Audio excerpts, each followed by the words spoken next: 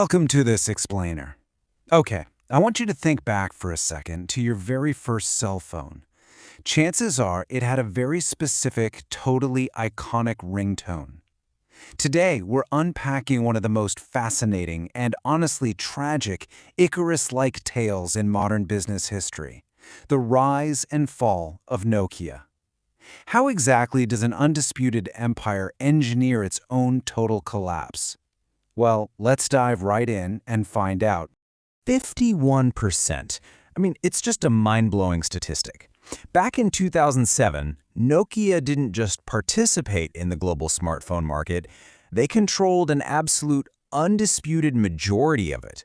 Over half the smartphones on the entire planet were made by this single company. And this really illustrates the sheer scale we're talking about here. Nokia was a $51 billion empire. At their absolute peak, their global supply chain was so incredibly dialed in that their factories were literally pumping out a brand new mobile phone every 2 seconds. They were so massive and held such a monopoly that their executives in Helsinki genuinely believed they were invincible. But to understand how they reached that staggering peak, we have to look back at how it all started. Section 1. From paper to phones, the surprisingly humble origins. Because the story of Nokia doesn't start in some sleek Silicon Valley garage. It actually starts way back in 1865 in the freezing forests of Finland, with a wood pulp and paper mill built on a river. Yep, before they connected the entire world, Nokia's very first product was toilet paper. As the decades passed, they expanded into heavy industry, churning out everything from rubber boots to gas masks and even submarine cables. It wasn't until 1982 that they took a major step into electronics with the Mobira Senator. This was a massive 10-kilogram car phone that quickly became the ultimate status symbol. Finally, in 1992, leadership made this brilliant bet-the-company strategic choice: sell off the rubber and paper divisions and focus exclusively on the futuristic world of mobile communications. Section 2. The Indestructible Era. Welcome to the golden age of Nokia. For so many of us, the legendary Nokia 3310, released in 2000, wasn't just a phone, it was an absolute cultural icon. It completely redefined our relationship with technology. You had interchangeable custom covers that turned hardware into personal fashion. The T9 predictive text revolution made SMS messaging lightning fast, fundamentally changing how a whole generation communicated. It gave us the total global obsession with Snake, and of course, a battery life that could easily last a week without a charge. It was so physically robust it sparked those endless Chuck Norris internet jokes about being totally indestructible. 250 million. That is the staggering number of units the Nokia 1100 model sold worldwide. Just to put that crazy scale into perspective for a second, no other electronic device, no gaming console, no computer, literally no other phone before or since has ever reached that figure. It remains the best-selling consumer electronics device in human history. Nokia was quite literally untouchable. Which brings us to Section 3. Blinded by success. The fatal flaw. Let's see how this builds, because when Steve Jobs announced the original iPhone in 2007, Nokia's top engineers immediately went out, bought one, and meticulously autopsied it. But they evaluated this entirely new paradigm exclusively through their own outdated obsession with hardware. They performed their rigorous drop tests on concrete when the iPhone screen inevitably shattered, and when they noted its poor battery life and lack of 3G, they disastrously dismissed it as a fragile, overpriced toy. Here is the absolutely crucial key takeaway. Nokia completely missed that Apple wasn't playing the hardware game anymore.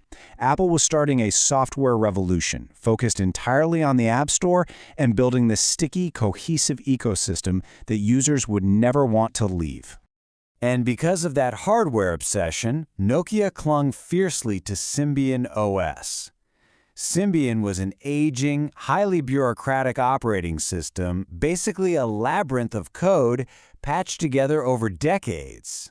Building an app for Symbian was an absolute nightmare for developers, which totally stifled software innovation. Yet Nokia stubbornly stuck with it. Even worse, when Google offered them the free, open-source Android operating system, Nokia said no. Out of pure arrogance and a deep-seated fear that adopting a new system would cannibalize their existing phone sales, they just shut the door. They fell victim to the classic innovator's dilemma, protecting the present instead of adapting for the future. Section 4. The Burning Platform. The Rapid Collapse. By 2011, reality had really caught up with Nokia.